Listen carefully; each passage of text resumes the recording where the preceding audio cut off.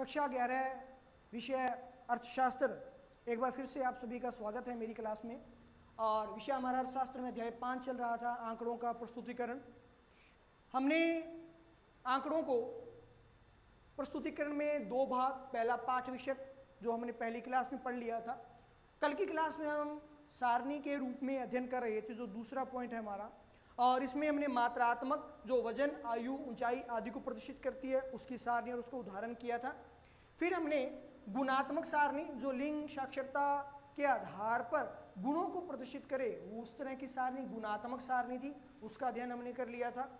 तीसरी तरह की सारणी थी कालक्रमानुसार सारणी, जो समय के महत्व को बताती थी, जिसमें वार्षिक, मासिक, त्रैमासिक, अर्धवार्षिक या समय अनुसार जिस भी समय को इंडिकेट करे उसके समय को इंडिकेट करते हुए सारणी बनाई जाती है, जिसका उदाहरण भी हमने कल ले लिया था।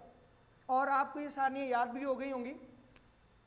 अब जो है वो है स्थानिक, यानी कि स्थान संबंधी सारणी। इस तरह की सारणियों में महत्व दिया जाता है स्थान विशेष को,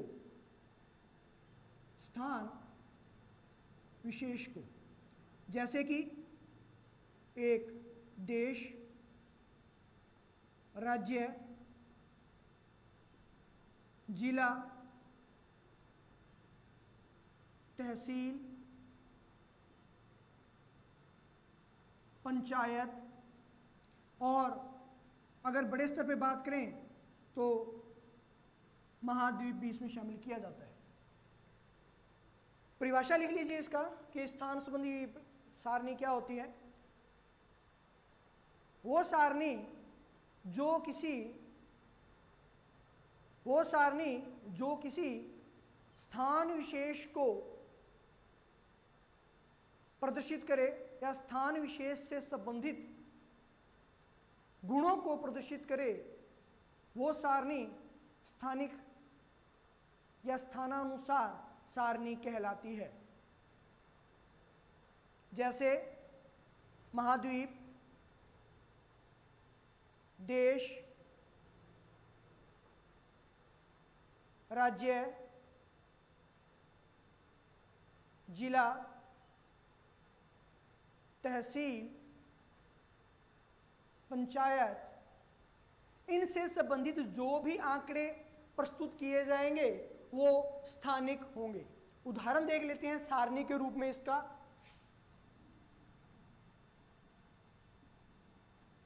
स्थानिक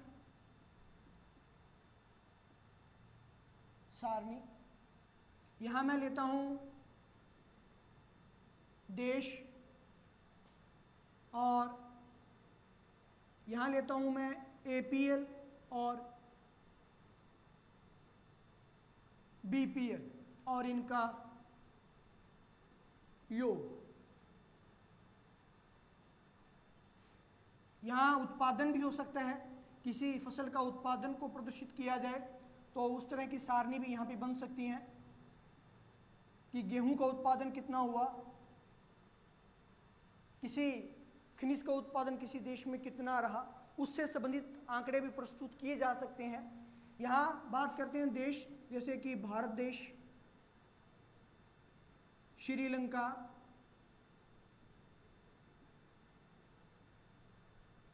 नेपाल, हमारा सबसे अच्छा दोस्त पाकिस्तान,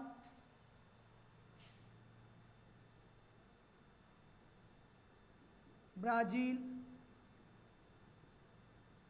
और कोरोना फैलाने वाला चीन।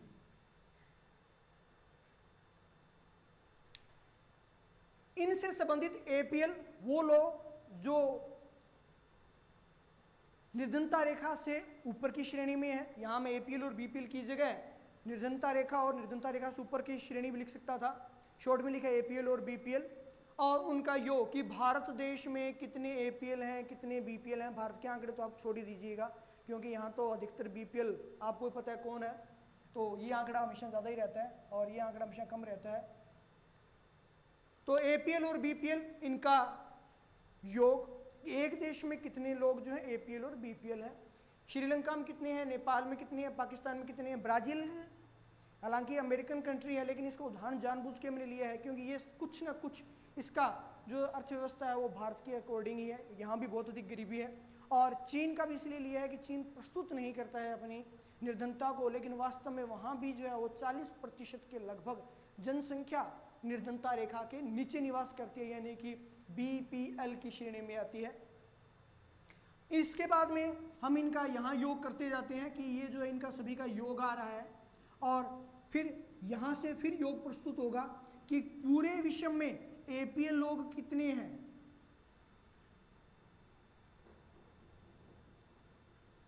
और पूरे विश्व में BPL लोग कितने हैं। यहाँ इन सभी का योग और इधर APL और BPL का योग जो है वो प्रस्तुत होता है। तो वर्टिकल और हॉरिजॉन्टल दोनों ही योग जो है वो सेम होने चाहिए, अगर सेम नहीं है तो कहीं ना कहीं त्रुटि है। तो इसका मतलब क्या हुआ कि प्रत्येक सारणी आपको आसानी कर देती है, आपका कार्य आसान कर देती है कि आप किस लेवल पे जा रहे हैं और आप कितनी गलतियां कर रहे हैं, और अगर गलती नहीं कर रहे हैं तो वो भी आपको पता लग जाएगा कि क्या गलती है और क्या गलती नहीं है। आप इसका स्क्रीनशॉट ले लीजिए। ये सारणी के रूप में आपके 4 प्रकार हो गए, मात्रात्मक, गुणात्मक, कालक्रमानुसार और स्थानिक। और जो स्थानिक की भी सारणी बनाई है आप इसका स्क्रीनशॉट ले लीजिए, क्योंकि नेक्स्ट टेस्ट में इनसे संबंधित क्वेश्चन आपको मिलने वाले हैं।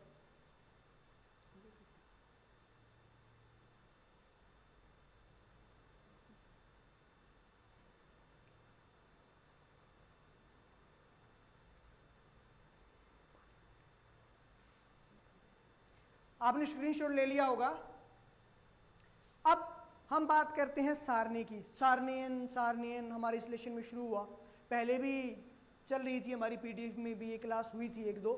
तब रामस्वरूप सर ने बोला था मेरे को कि सर बच्चों का कुछ क्लियर नहीं हो रहा। तो मैंने बोला सर ये होगा भी नहीं क्लियर जब तक वो मेरे सामने नहीं बैठेंगे। तो आप तो मेरे सामने नहीं बैठे, लेकिन मैं आपके सामने जरूर अभी हूँ।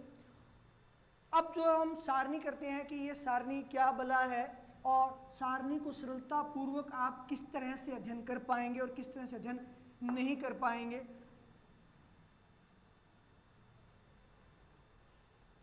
अब बात करते हैं हम सारणी की।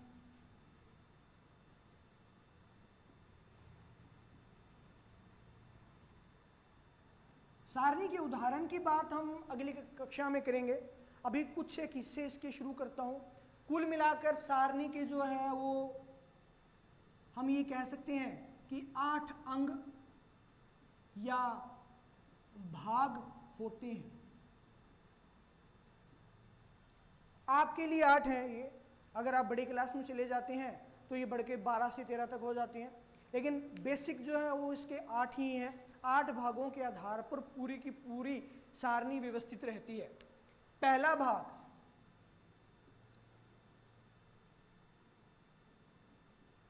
ये है सारणी का क्रमांक या संख्या। हमारी पुस्तक में बहुत सी सारणियां होती हैं और प्रत्येक सारणी को एक अलग अंक के द्वारा प्रदर्शित किया जाता है। जिस अंक या संख्या के द्वारा सारणी को अलग से प्रस्तुत किया जाता है वो सारणी का क्रमांक या संख्या कहलाती है। आप इसका अर्थ लिख सकते हैं कि प्रत्येक सारणी को एक अलग संख्या या क्रमांक में प्रस्तुत किया जा सकता है या किया जाता है, वही सारणी का क्रमांक या संख्या कहलाती है। अभी आप कक्षा 10 के एग्जाम दे के आए हैं। कक्षा 10 में आपकी गणित की किताब में या विज्ञान या सामाजिक की किताब में जो है वो सारणियाँ हुआ करती थी। अब मान लीजिए अध्याय कितना था, चौथा अध्याय था, 4th लेसन था, और 4th लेसन में सारणियाँ बनी हुई थी, उनको नाम दिया गया था सारणी 4.1, सारणी 7.8। इसी तरीके से आपकी गणित की किताब में मोस्टली हम माने समांतर माध्य, बहुलक, इससे संबंधित जो सारणियाँ थी आमतौर पर ये लिखा भी जाता था कि उदाहरण की सारणी संख्या 14.9 को लेते हुए प्रश्न को हल कीजिए। तो वो सारणी 14.9 जिससे आपको हल लेके क्वेश्चन को हल करना था जिसमें समांतर माध्य, बहुलक आदि जो आपको सॉल्व करना होता था। तो आप समझ गए होंगे कि सारणी का क्रमांक क्या है। नहीं समझे हैं तो नेक्स्ट लेसन में उदाहरण जब दिया जाएगा तो आप समझ जाएंगे। दूसरा आता है हमारा सारणी का शीर्षक। हर सारणी के ऊपर एक शीर्षक दिया जाता है और वो शीर्षक पढ़ते ही हमें क्लियर हो जाता है कि इस सारणी का संबंध किससे है।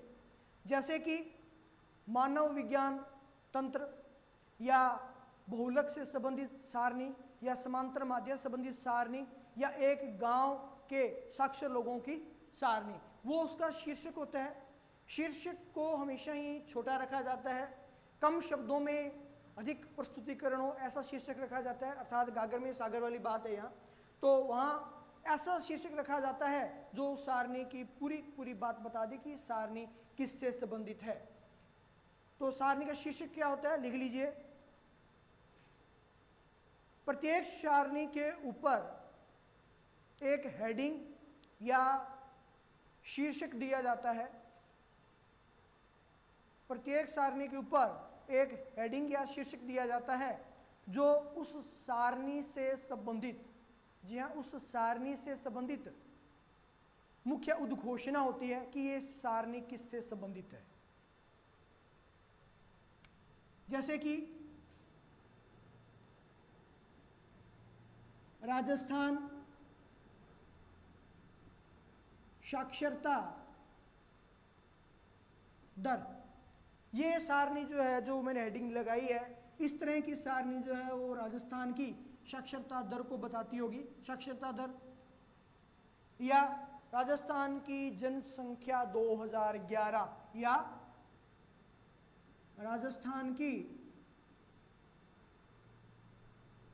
जनसंख्या किसके अनुसार, 2011 की जनगणना के अनुसार। तो इस तरह का जो होगा वो होगा हमारा शीर्षक, उसे हम सारणी के ऊपर लिखते हैं। तीसरा आता है उपशीर्षक। सारणी का उपशीर्षक, इसका एक और नाम भी होता है, वो मैं इसका बताने के बाद लिखूंगा कि उसका एक अन्य नाम जो है वो क्या होता है, तब आपको समझ आ जाएगा कि उपशीर्षक और अवशीर्षक दो होते हैं, उनमें क्या भेद है। आमतौर पर पेपर में यही जो है वो टॉपिक सारणी से संबंधित उलझाने वाला रहता है कि उपशीर्षक और अवशीर्षक में अंतर कीजिए। अब आप कंफ्यूज होते हैं तो अवशीर्षक को लिखे आते हैं उपशीर्षक और उपशीर्षक को लिख देते हैं अवशीर्षक, और इस तरह से आप क्वेश्चन गलत कर बैठते हैं। उपशीर्षक ये सारणी के शीर्षक के नीचे लिखा जाता है। जो शीर्षक ऊपर आ गया उसके नीचे जो लिखा जाएगा वो शीर्षक होगा आपका उपशीर्षक। यानी कि अगर मैं लिखूं तो ये होगा हमारा स्तंभ शीर्षक।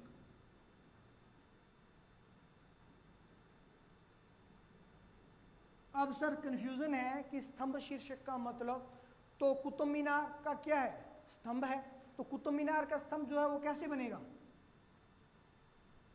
इस तरह से बनेगा। तो स्तंभ शीर्षक यानी कि जो आप यहां लिखोगे वो क्या हो जाएगा, स्तंभ शीर्षक हो जाएगा।